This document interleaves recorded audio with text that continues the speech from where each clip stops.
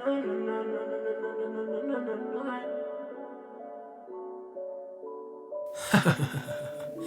me on the mix.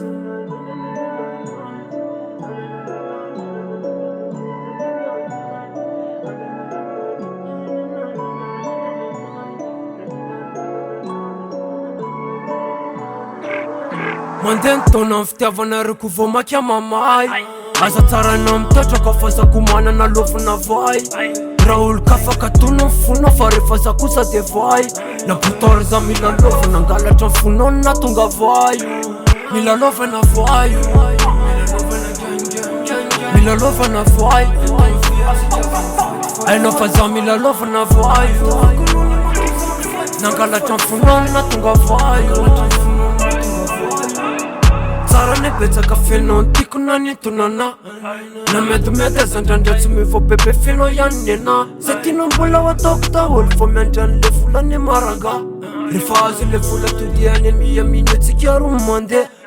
le tsika roa tsy filma amle matakely de fa mifarany fantely za tany anitaso fa nilofombeko andriny eo atsy ferany za tsy beau-parleur fa sérieux je ne blague pas nge ma chérie tsizidiratsika le fisarany mpivahiny ne feno tsara tsy lafa za tsy am'zany eo fenao ihany nena fa sisy takaliky anao eto antany eo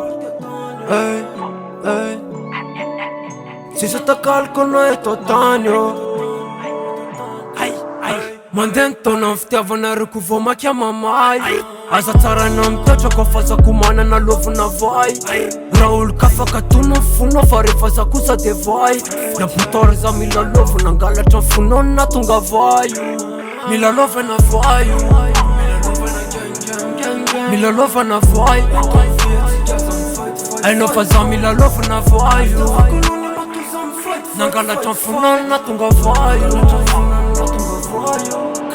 Jalona misy fa tsara vatsika avelora zareo anao ne zay tianyany zay tatasika ny tsy diratsika fa viatsika roa bebeny amy tofony énerveur mahitatsika tafa lefa ialina tsika de akaiza énerveur mahitatsika tafa lefa ialina tsika de akaiza apikakana fa kalmalo nianao kodriteny ana 15 ans raha mitsy tenao tonga tetenena ratsina tsara to de cause io za tsy mitata fenao ny antiko afanakanao bebeny raha mangatsika mpivahiny ne feno tsara tsy lafa za tsy am'zany eo